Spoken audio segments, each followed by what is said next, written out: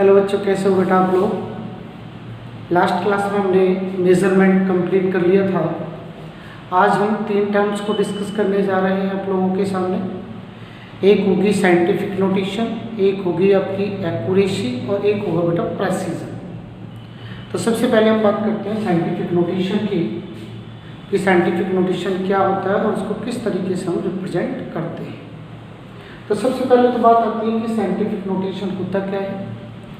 तो scientific notation क्या होता है, इसकी डेफिनेशन हम किस तरीके से लिखेंगे। when any measured quantity is too large or too small, यदि कोई क्वांटिटी बहुत बड़ी हो या बहुत छोटी हो, टू लार्ज और too small, then we use a system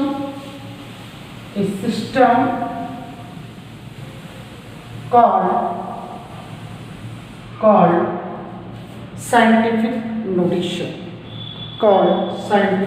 notation.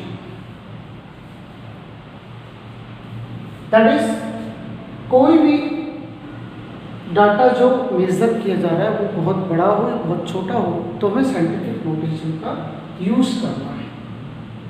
और उसके लिए हमें एक फॉर्मूला याद रखना है, NS = n × 10⁻n।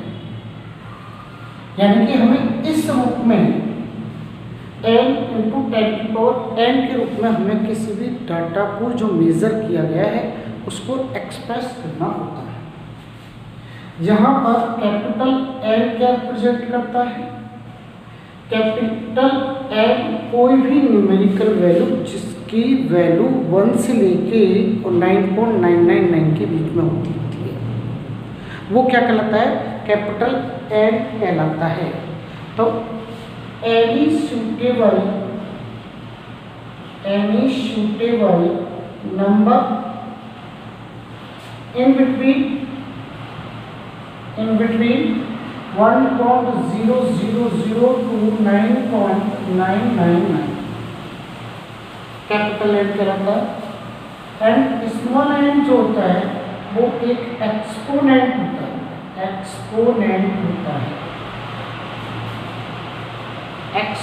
होता है, और ये एक्सपोनेंट वैल्यू जो होती है वो पॉजिटिव या नेगेटिव हो सकती है,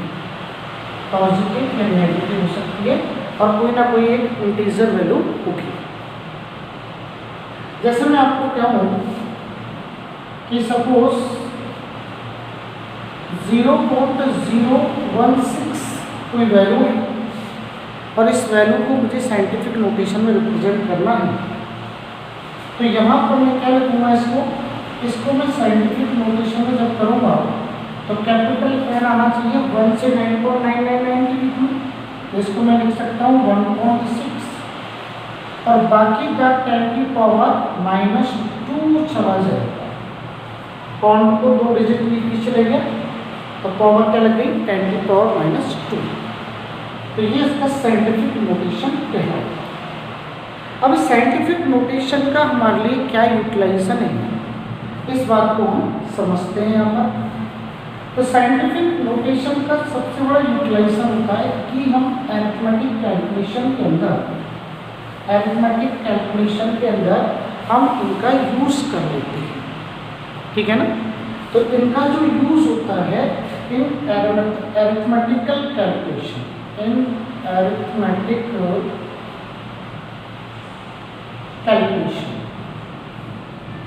में हम साइंटिफिक नोटेशन को यूज़ कर लेते हैं अरिथमेटिक कैलकुलेशन के अंदर।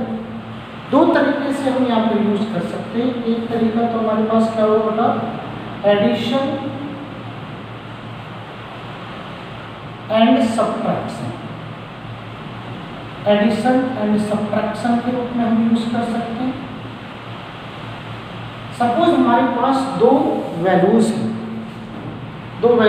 दो डाटा हैं, और वो दो डाटा क्या है कि पहला डाटा है n1 इंटू 10 की power n and another data जो है वो क्या है n2 इंटू 10 की पावर n। तो यहाँ ध्यान रखना, जब भी एडिशन और सब्ट्रैक्शन करो जो 10 की पावर है वो सेम होना चाहिए, या तो नेचुरली दिया होगा या सेम कर देती है, क्योंकि तभी एडिशन और सब्ट्रैक्शन पॉसिबल। तो इन दो डाटा को यदि हम ऐड करें ऑन एडिशन तो हम क्या लिखेंगे n1 इंटू 10 की power n plus n2 into 10 की पावर, और ऐड करने पर रिजल्ट क्या आएगा, 10 को n को होल कॉमन ले लो, ब्रैकेट में रह जाएगा n1 प्लस n2 इंटू 10 की पावर n। वही यदि सब्ट्रैक्शन की बात है ऑन सब्ट्रैक्शन तो हम क्या लिखेंगे n1 इंटू 10 की power n minus n2 into 10 की पावर n। इसका रिजल्ट क्या होगा, 10 की पावर n को होल कॉमन ले लो, ब्रैकेट में रह जाएगा n1 माइनस n2 इंटू 10 की पावर n। ठीक इसी तरीके से साइंटिफिक नोटेशन को हम दूसरे तरीके से भी यूज कर सकते हैं, और वो होगा हमारे लिए इन डिवीजन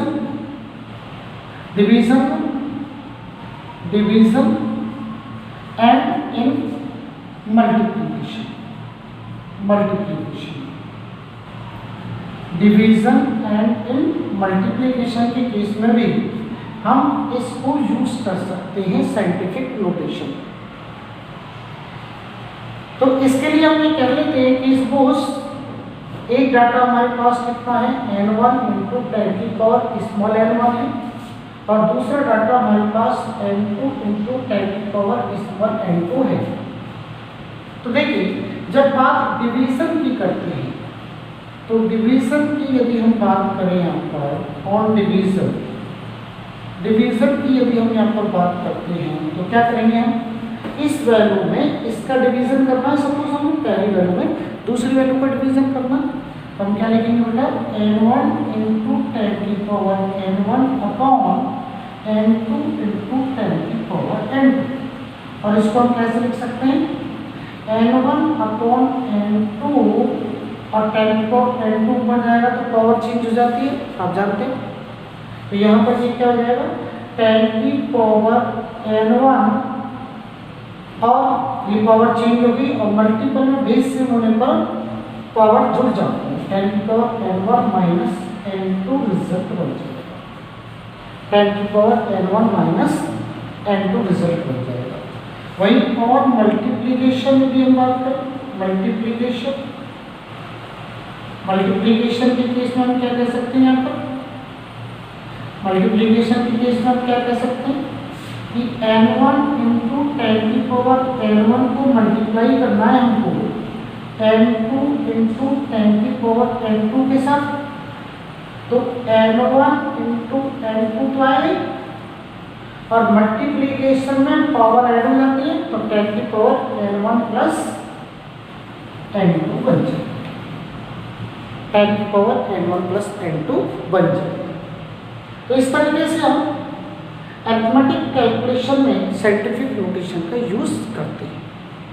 इसको समझने के लिए हम एक एग्जांपल ले लेते हैं, उसके बेसिस पर हम एडिशन, सब्ट्रैक्शन, मल्टीप्लिकेशन और डिवीजन में से किसी भी वैल्यू को सॉल्व कर सकते हैं। एक एग्जांपल के थ्रू मैं आपको बता देता हूँ, उसी एग्जांपल को आप सभी पर अप्लाई कर सकते हैं। तो जैसे मैंने यहाँ पर एग्जांपल के रूप में ये बात करी कि सपोज मेरे पास दो डिजिट हैं, टू डिजिट्स गिवन है,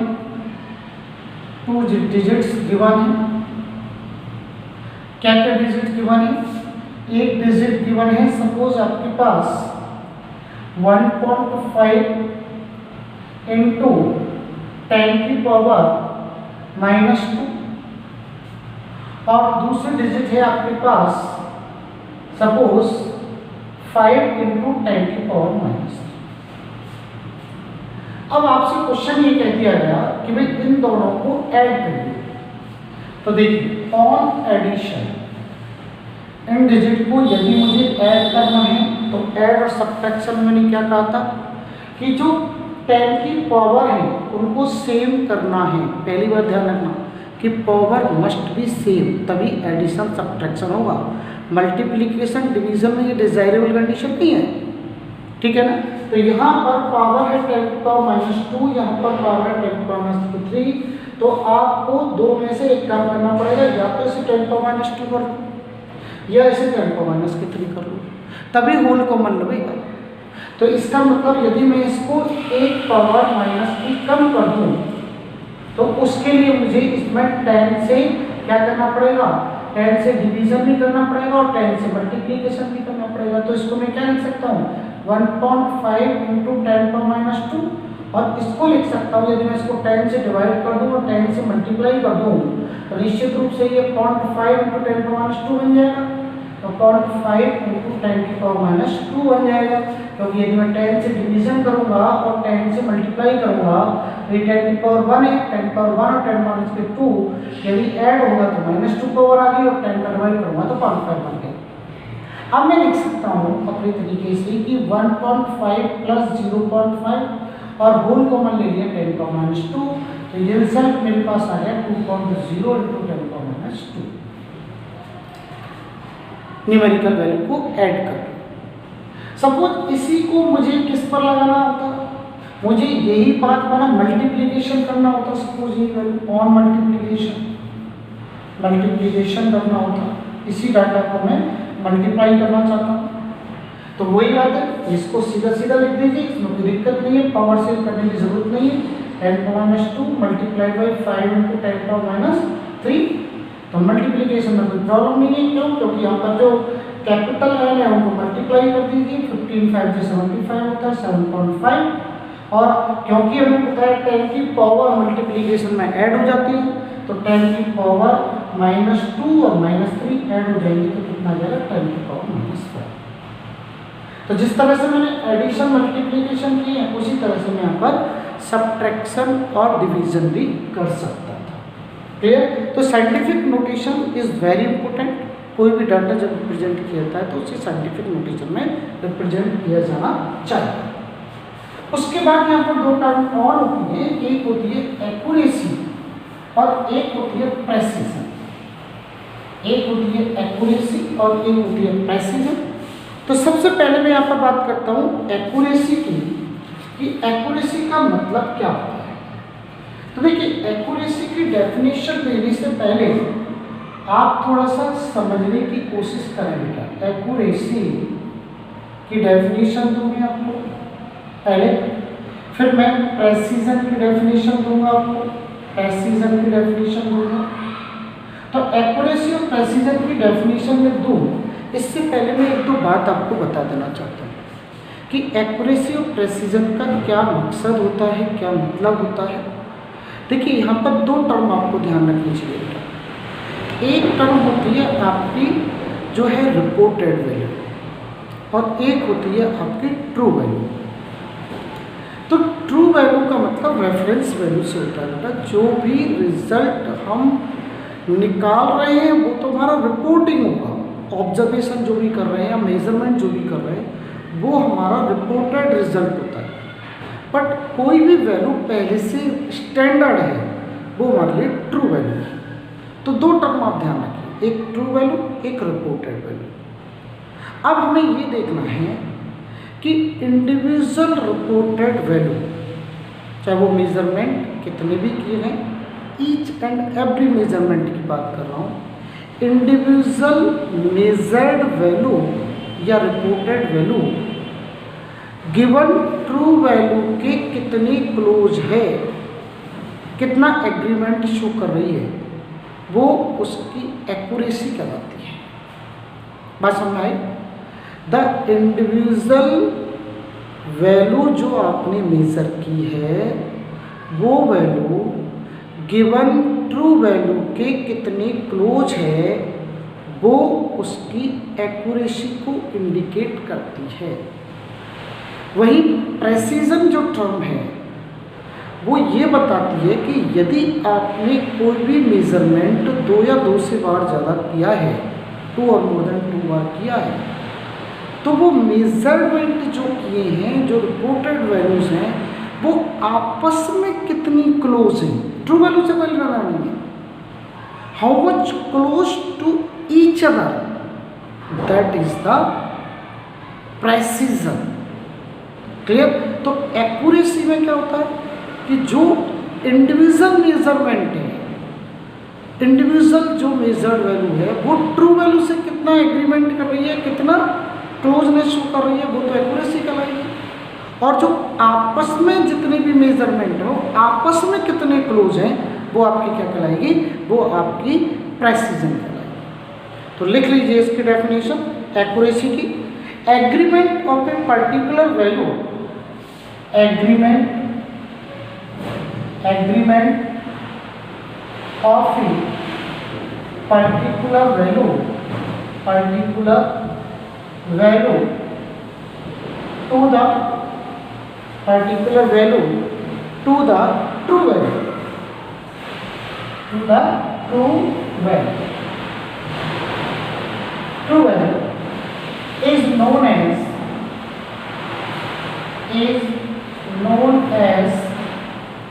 accuracy, is known as accuracy. Clear. Precision कैसे डिफाइन करेंगे, write down. Closeness of various measurement, closeness of various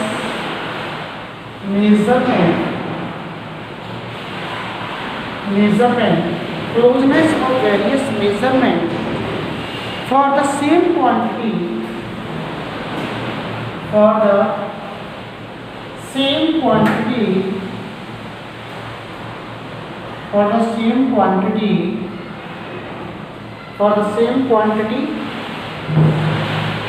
is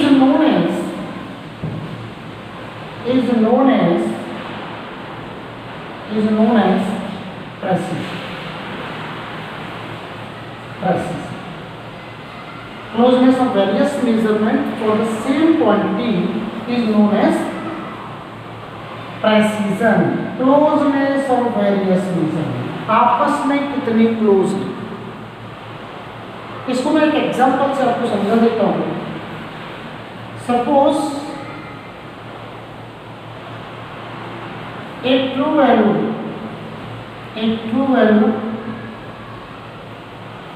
of a copper wire,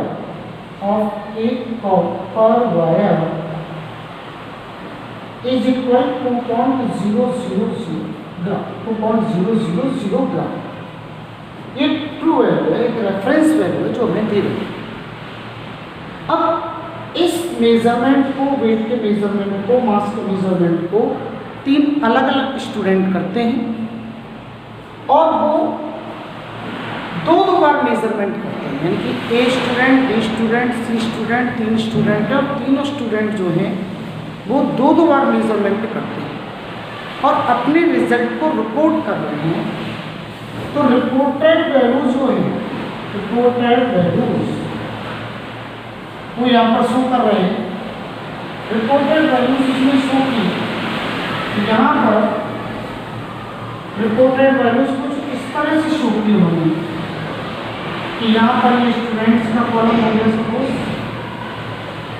यहाँ पर ये मेजरमेंट किया उन्होंने, मेजरमेंट ये स्टूडेंट्स हैं,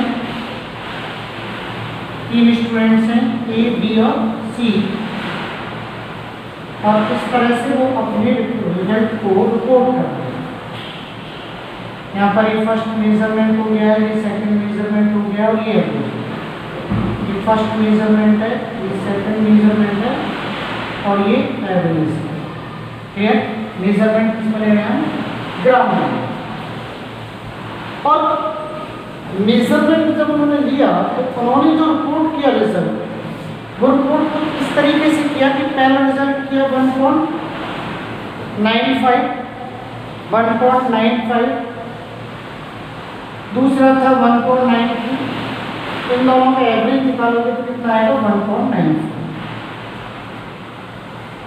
बी स्टूडेंट ने जो रिजल्ट मेजर किया उन्होंने रिपोर्ट किया 2.01, दूसरा किया 1.99 और इन दोनों का एवरेज निकल के आ गया आपका 2.00।